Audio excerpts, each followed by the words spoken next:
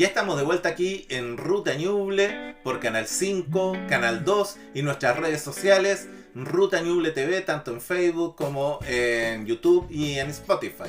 Y para este bloque damos la bienvenida a la diputada Loreto Carvajal. Bienvenida a Ruta Ñuble. Bueno, muchas gracias primero que todo por esta gran invitación. Siempre es un agrado poder comunicarnos con nuestra región de Ñuble y en especial también con un programa que a propósito de la pandemia puede llegar seguramente a muchos más hogares a través de las redes sociales y obviamente con todos los canales que hemos tenido que aprender justamente en esta pandemia de comunicación.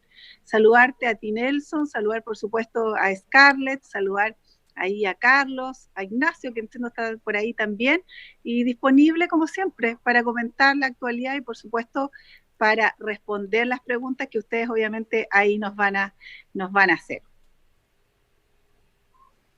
Y bueno, agradecerte, diputada Loreto, por estar con nosotros y por dar tu tiempo. Siempre sabemos que tu agenda es muy ocupada, pero cuéntanos un poco. Estuvimos mirando ahí tus redes sociales y entiendo que este fin de semana tú eres una mujer bastante de terreno, estuviste en Ñuble, estuviste en Chillán, eh, a propósito también del Día del Niño.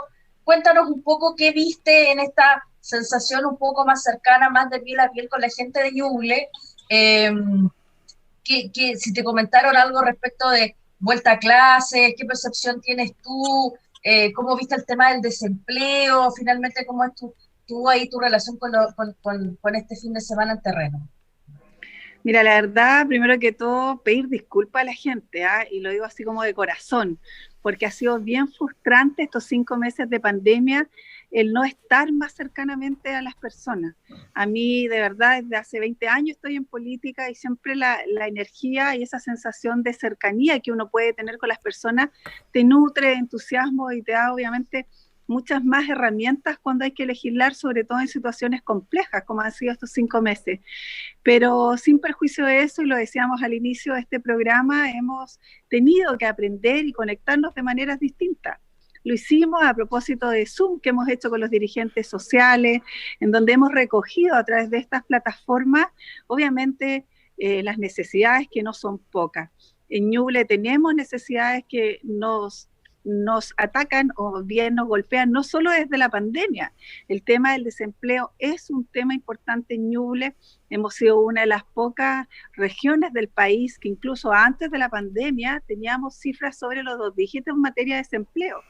Obviamente la necesidad y la vulnerabilidad de comunas que están bajo la línea de la pobreza es verdaderamente muy relevante. Hoy día se acentúa, obviamente, con lo que ha ocurrido. La pandemia ha golpeado y lamentablemente muchas veces las soluciones no han llegado. El gobierno ha insistido en tener casi un cuentagotas para resolver y dar respuesta a necesidades tan básicas como es la alimentación, la necesidad de poder estar en casa, porque le hemos pedido a los ciudadanos que se queden en casa, pero no hemos generado las condiciones para que ello ocurra. La mayoría de nuestra gente, sobre todo en la región, tiene trabajos que son informales. Las personas, sobre todo en comunas pequeñas, me refiero al caso, por ejemplo, de Trehuaco, de San Fabián, la gente que vive en Copquecura, la gente que vive obviamente en San Nicolás, en Ningüe, en el Carmen, en San Ignacio, son personas que viven al día muchas veces, que a través de su siembra o bien a través del comercio muchas veces informal, tiene el sustento. Y cuando le hemos pedido que se quede en casa a propósito de no evitar, obviamente, de no contagiarse, no hemos generado, siento yo, como las respuestas que uno hubiese querido y hubiese esperado. Ha costado mucho desde el Parlamento generar bonos, subsidios, aportes que hayan sido de manera más universal. Al final del día, y ustedes han sido testigos, la posibilidad que generamos a través del proyecto de ley del retiro del 10% de la AFP, del cual soy autora de uno de los proyectos, ha sido la medida más transversal, ha podido dar una solución económica instantánea a casi 11 millones de personas que son los afiliados. evidentemente no era la respuesta que hubiésemos esperado, que la gente sacara de sus propios recursos, de sus propias finanzas a propósito de las pensiones, pero es sin duda la respuesta que generó mayor universalidad, en donde aquellos requisitos que establecía el bono COVID, el ingreso familiar de emergencia 1, el IFE 2, el bono 500.000, el bono de clase media, no sé cuántas nominaciones o nombres tiene, que la gente se confunde, han estado llenos de requisitos, llenos de modificaciones, llenos de pronto una suerte de condiciones que la gente no comprende, y creo que obviamente eso ha generado en la región mucha necesidad.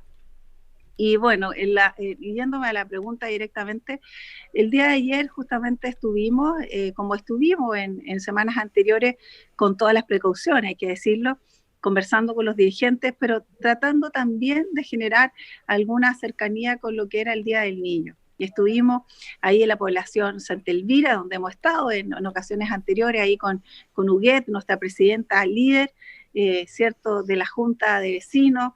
Estuvimos ahí entregando alguna ayuda, conversando con lo que va a ser el plebiscito, que es algo que también tenemos que tratar, cómo generamos también de que la gente se sume a esta gran necesidad que tiene el país de tener una nueva constitución, y para ello es que también hemos coordinado algunos esfuerzos para comunicarnos con los dirigentes, como también estuvimos en los volcanes, bueno, ustedes saben, el otro Chillán, en donde tenemos ahí a nuestra presidenta Cristina Gutiérrez, que es además presidenta de los volcanes 6, 7 y además los volcanes 10, es decir, también hay una necesidad que pudimos también constatar y en donde se recogen también harta información. Y después diputada Carvajal, un gusto saludarte. Sabiendo Carlito, sí, solo una porque no se nos queda abajo, después se nos enojan las dirigentes ahí con Verónica Llanos, también en Brisas del Bicentenario, así que bueno, recorriendo harto, pero ojo que también esto no puedo dejar de mencionarlo. El día domingo estuvimos un poquito más, digámoslo, de alegría, pero el sábado estuve completamente en Ningüe, abocada a lo que ha sido justamente esta gran tragedia, que es la desaparición de Carolina Fuentes, así que también de eso entiendo vamos a hablar, pero una agenda súper copada, hoy día también en actividades en la misma índole, y ya retornando unos pocos minutos más a Santiago, a propósito de que mañana tenemos sesión del Congreso. Justamente sobre eso te queríamos preguntar, saludarte y preguntar efectivamente tu trabajo, diputada, ha ido en profundidad en las temáticas en beneficio de las mujeres, temática del femicidio. Esta pandemia nos ha generado un dolor tremendo, un dolor terrible con respecto al problema de las mujeres dentro de la casa, de estar viviendo con aquel que le provoca daño. La violencia contra la mujer ha sido un tema muy complejo, pero el caso Ámbar, emblemático, el caso de Carolina Fuentes, o en Ningüe, acá en la región de Ñuble, tú estabas muy pendiente, diputada, de este tema. ¿Cómo ves tú esta situación y que la gente se pronuncia? Hoy día la gente está diciendo, repongamos la pena de muerte. ¿Qué opinión te merece a ti? Mira, primero decir que cada desaparición de personas es en sí una tragedia, no solo porque concita el interés ciudadano, sino porque muchas veces cuando se trata de mujeres, el resultado es sumamente incierto. Y digámoslo, y la realidad nos dice que en general significa desapariciones por homicidio o lamentablemente hay un fallecimiento detrás. Lo vivimos con Ámbar de una manera que genera, digamos, no solo rabia, sino que además una sensación de impotencia muy grande, porque trae aparejada justamente que el supuesto hechor, que a esta altura creo yo no hay duda, sea una persona que ya había cometido un homicidio anteriormente y además obviamente un homicidio a una mujer y un menor de 9 años. Ahora, lo recalco porque a tu pregunta voy a ser súper franca. En nuestro sistema judicial, en nuestro sistema normativo, pero además en nuestro país, la justicia hacia las mujeres siempre llega tarde.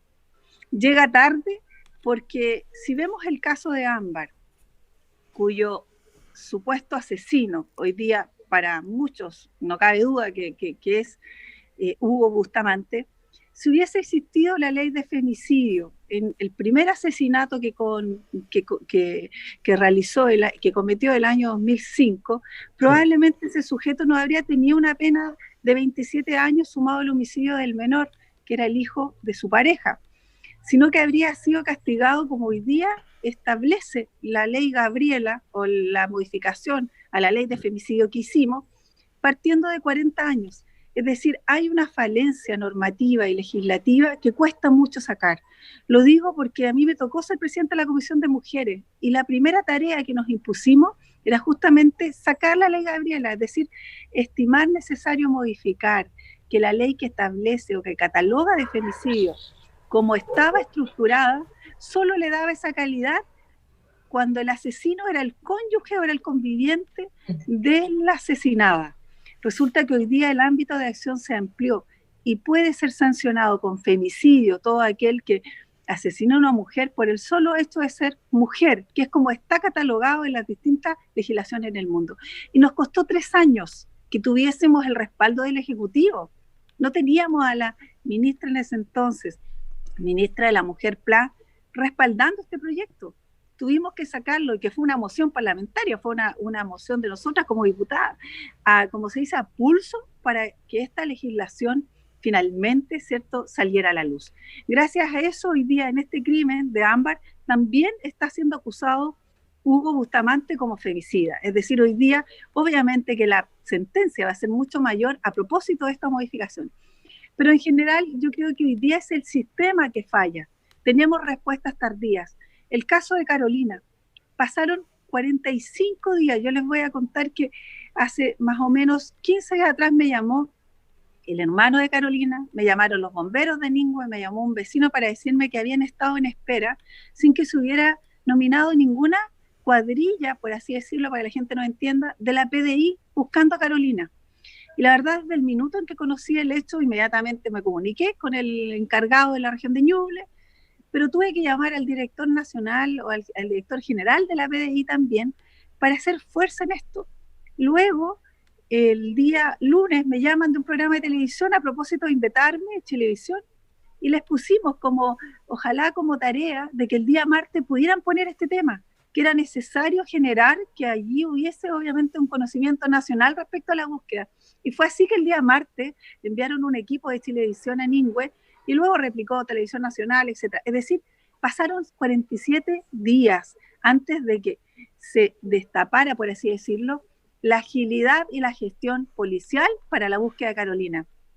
Y uno lamenta porque dice, pucha, tiene que haber una injerencia de una autoridad, tiene que haber un canal de televisión para que esto se conozca. Lamentablemente no estamos en Santiago, donde a lo mejor la inmediatez de la noticia es mayor y la cobertura es mayor. Pero, ¿qué ocurre hoy día?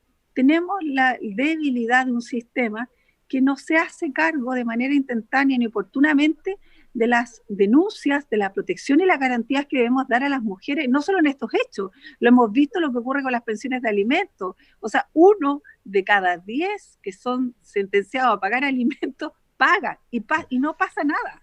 Y lo que pasó con el 10% con el tema de la pensión de alimentos, una brutalidad. Imagínense, que lo quieren cobrar para no pagar.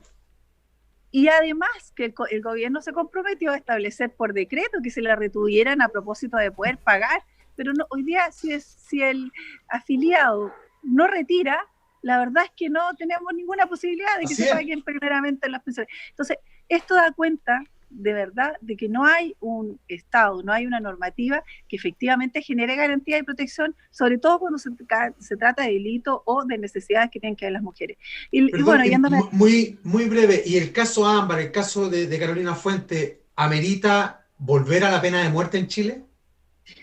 Mira, yo personalmente no soy partidaria de la pena de muerte y lo digo porque no lo fui a la universidad cuando discutimos este tema, me tocó debatir a propósito de la pena de muerte, primero porque hoy día creo que aunque el sistema como principio en nuestro país, aunque sabemos que en la práctica poco opera, de la reinserción, de la rehabilitación, es un principio, la verdad es que cuando hay una pena de muerte no hay ninguna posibilidad de rehabilitar, es decir, obviamente que ahí se acaba la vida de la persona y como Estado no tenemos que ofrecer ninguna alternativa y yo creo que hoy día el sistema tiene que avanzar hacia la reinserción y la rehabilitación cuando se puede, porque hay un universo de un 10% de la población penal, menos de eso, perdón, un 1% en que no hay ninguna posibilidad de que el sujeto se rehabilita. Y estamos hablando de los sentenciados, como el caso de Hugo Bustamante, psicópatas, violadores, en este caso asesinos, reincidentes,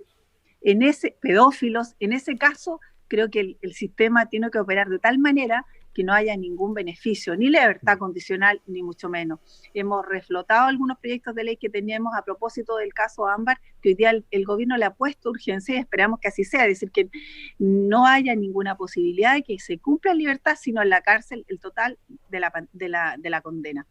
Pero por esa razón digo, no hay posibilidad de rehabilitación. Segundo, si tú me preguntas, ¿podemos justificar la muerte de alguien a propósito de los hechos que ha cometido? Sería volver a decir, mira, ojo por ojo, diente por diente. Nadie va a devolverle la vida a Ámbar, nadie le va a devolver la vida a cuantas personas que han sido asesinadas, y menos aún, hasta te lo digo, sería hasta hacerle un favor al condenado, porque yo creo que no hay hecho más duro para un ser humano que nace libre, es ver el resto de su vida en una cárcel encerrado. Creo que eso es antinatura y es el peor castigo, si tú me lo pones así.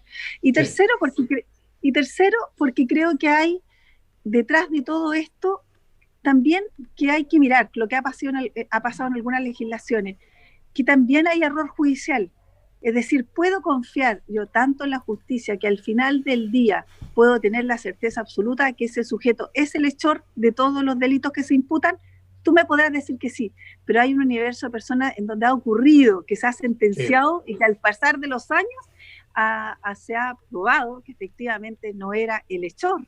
Por tanto, esa injusticia, ¿cómo la pagamos? ¿Cómo la reparamos? Si al final del día condenamos a un sujeto a la pena de muerte, lo matamos y luego nos damos cuenta que a lo mejor había ahí algo que finalmente no se vio, no se tuvo a la vista y que no era culpable. Es decir, creo hoy día que los sistemas tienen que operar de manera efectiva, que permitan y den garantías para que se cumplan las penas completamente, pero tienen que ser penas durísimas y tienen que ser cumplidas totalmente cuando se trata de estos delitos.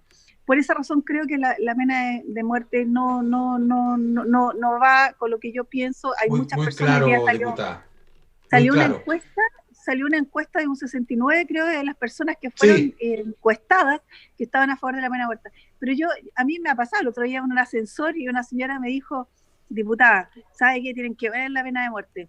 Y yo te soy sincera, en mi familia también, ¿no? Yo a esos gallos los mataría. Pero es distinto cuando se trata, ¿cierto? Y yo les digo, ¿y si fuera su hermano? ¿Y si fuera su hijo? ¿Y si al final del día la justicia se equivoca? Porque para esos efectos tendríamos que decir todos, confiemos en la justicia. Pero muchas veces yo no sería tan confiada como para decir todo lo que se ha fallado es absolutamente lo que corresponde. Hay también una falencia y de repente puede haber un grado, o como dicen ustedes los ingenieros, un rango de error que pudiera caber en una persona, claro. Exacto, y que finalmente la asesinemos. Creo que ahí obviamente ¿Diputada? No se cumple el objetivo y no estoy de acuerdo.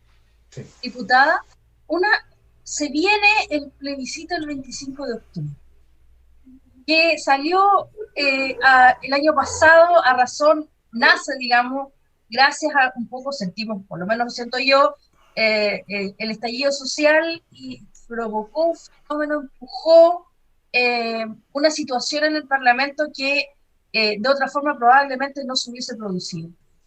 Y con los altos y bajos que ha producido la pandemia, finalmente el 25 de octubre viene el plebiscito. ¿Cuál es su postura, diputada? ¿Cómo lo ve? ¿Qué recomendaciones le da a las personas para que participen o no? Cuéntanos qué crees. Bueno, desde luego comprenderán, y lo hemos dicho, creo yo, a todo medio y también, obviamente, dentro de lo que más podemos difundir, por supuesto que estoy por el apruebo. Esto es obviamente lo que nosotros creemos que es necesario pronunciar, sobre todo cuando tenemos algo, ¿cierto?, de opinión. Pero es evidente que Chile, después del 18-10 o el 18 de octubre del 2019, es otro. Muchos decían como consigna Chile despertó. La verdad que no solo despertó, sino que Chile tomó posesión de la necesidad que hay de participar. más de 1 millón de personas salieron a Plaza Italia, movilizaciones en todo el país, en Ñuble, nosotros lo propio, en todas las comunas. Había una necesidad oculta que al parecer a nosotros nos llega siempre tarde, porque uno se pregunta, tuvimos 40 años de dictadura, hubiéramos hecho un estallido social, tal vez las condiciones eran otras, pero obviamente que después del 18 de octubre, obviamente que no queda duda de que la desigualdad brutal que tenemos en el país, la necesidad de establecer de una manera más eficaz los derechos sociales, tiene que producirse. Se provocó con esta, digámoslo, sensación de rebelión social a propósito de la gente en las calles, que obviamente convoca y fue capaz de convocarnos a todos, y a todos dejarnos con la tarea y el desafío de que esto hay que cambiarlo y hay que cambiarlo ahora.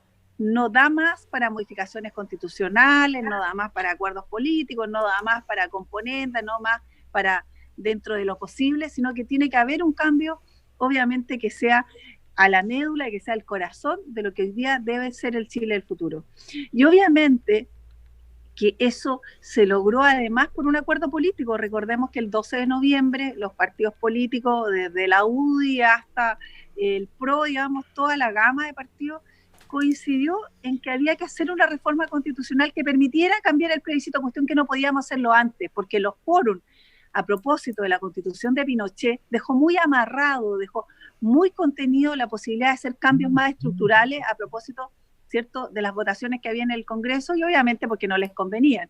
Entonces, creo que con este acuerdo se logra esto. Y en definitiva, lo que quiero decir, hoy día la necesidad que tenemos de que una constitución marque el futuro del país tiene que ver, obviamente, con que la constitución están contenidas las directrices más esenciales de las normas y las leyes que rigen a Chile.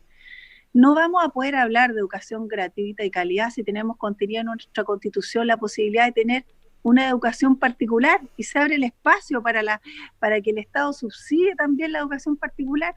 No vamos a poder hablar, si no cambiamos la Constitución, de derechos laborales, cuando obviamente tenemos la posibilidad, ¿cierto?, de que hoy día estén restringidos en la propia Constitución.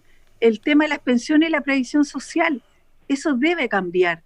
Es decir, el rayado de cancha va a estar delimitado en la nueva Constitución. Y para tener una nueva Constitución necesitamos que la gente el 25 de octubre decida si quiere una nueva Constitución o no.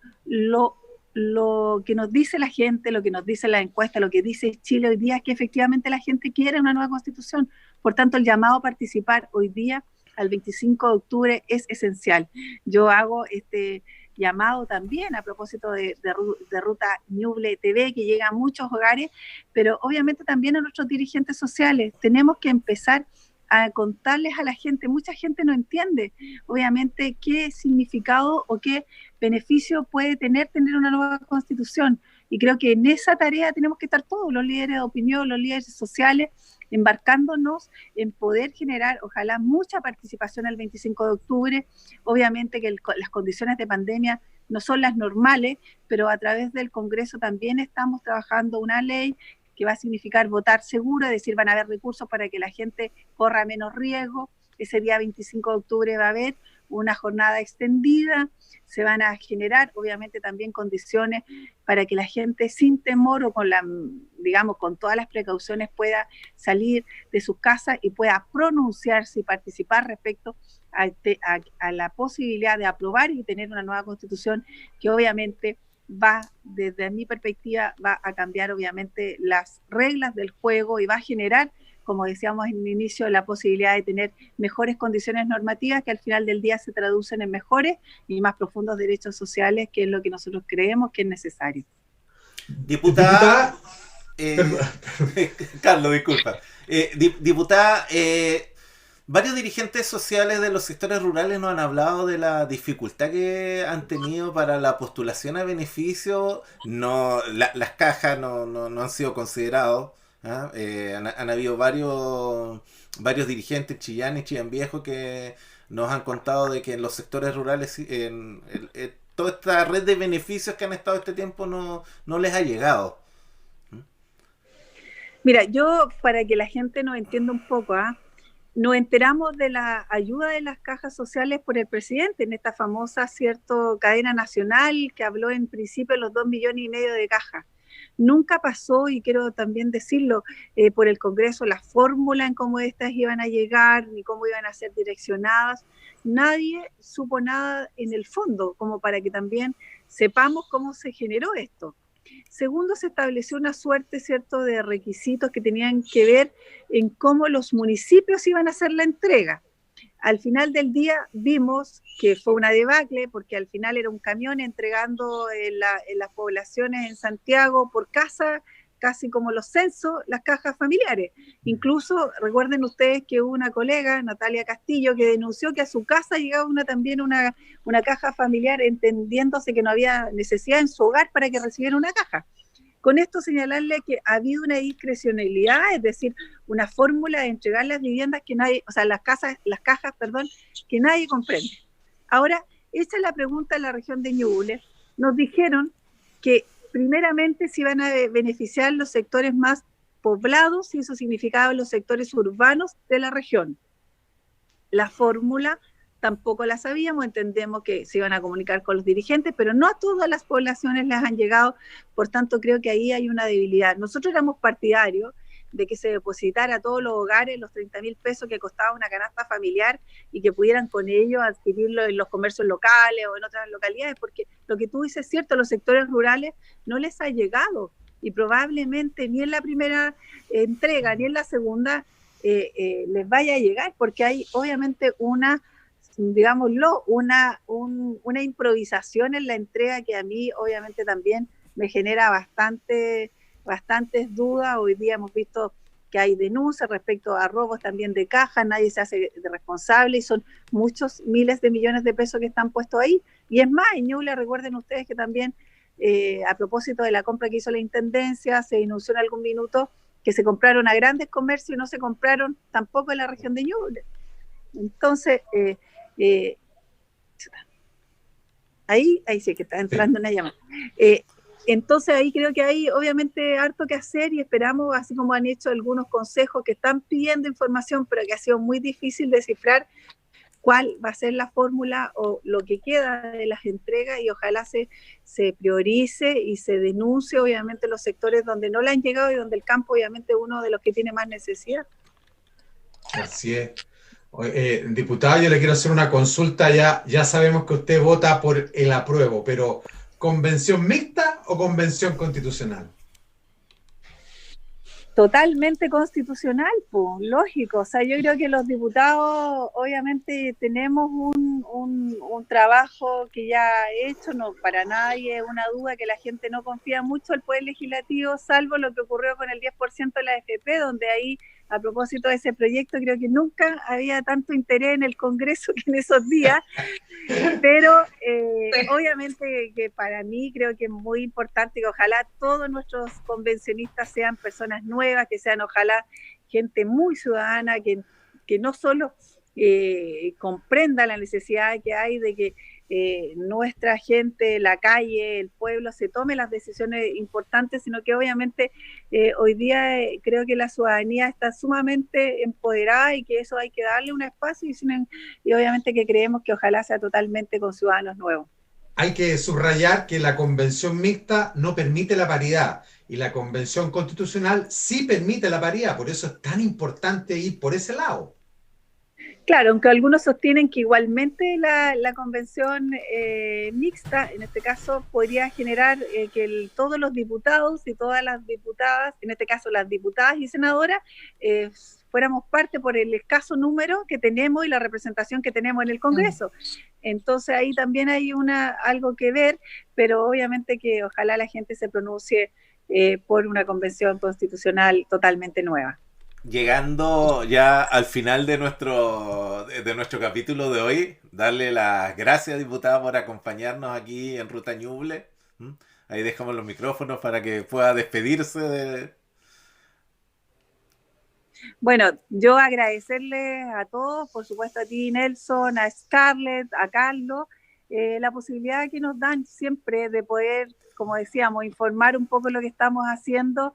Creo que es muy necesario hoy día generar todos los llamados también a seguir cuidándonos. La pandemia no ha terminado, estamos con la vista de pronto de un rebrote, por tanto, no bajar la guardia. Hemos visto en Chillán que hay de repente también bastante relajo, la gente no usando mascarilla, y eso ojalá la gente lo tome con mayor responsabilidad. La distancia social, el uso de mascarilla, el lavado frecuente de manos va a evitar obviamente contagios, va a evitar que sumemos fallecidos. Tenemos más de 70 en la región y eso no nos deja para nada contentos.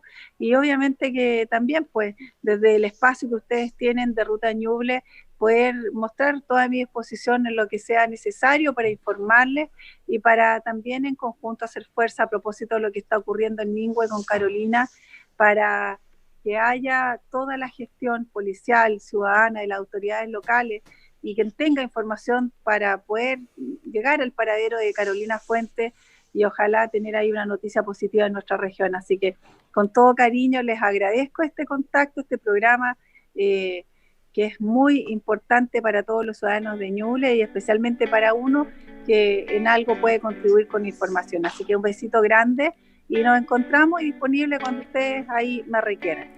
Muchas gracias, diputada Scarlett. Carlos, igual muchas gracias por acompañarnos una semana más. Esto sería todo por hoy aquí en Ruta Ñuble. Nos vemos la próxima semana. Saludos. Nos vemos en la ruta. Con temas de región, múltiples miradas en todas las comunas.